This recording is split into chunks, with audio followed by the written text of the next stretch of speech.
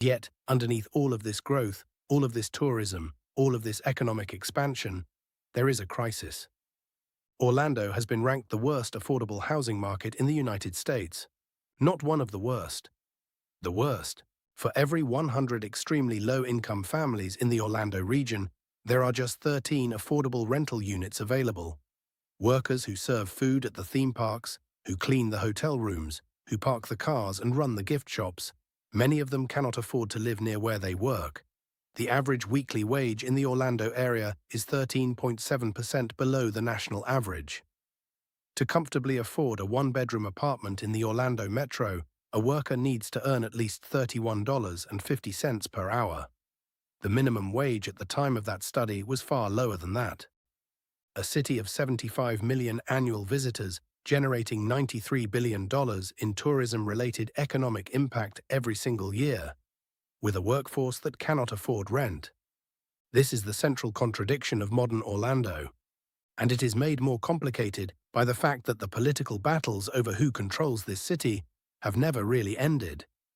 The Reedy Creek Improvement District, Disney's private government, existed for 55 years without much public scrutiny.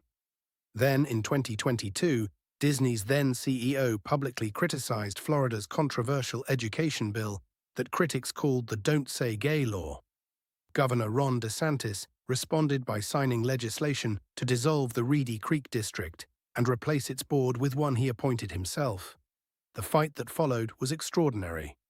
A private corporation and a state government in open political warfare, with a 25,000-acre theme park resort and a multi-billion-dollar bond structure caught in the middle.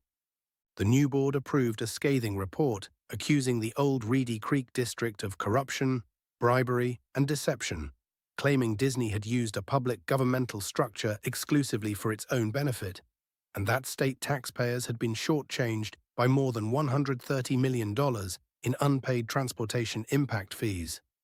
Disney sued, DeSantis's board sued. Legal challenges piled up. By early 2026, the last of the DeSantis-appointed board members had stepped down. An independent investigation found that the former Reedy Creek board had not actually broken any criminal laws. Disney retained most of its operational autonomy. But the episode pulled back the curtain on something most people had never known.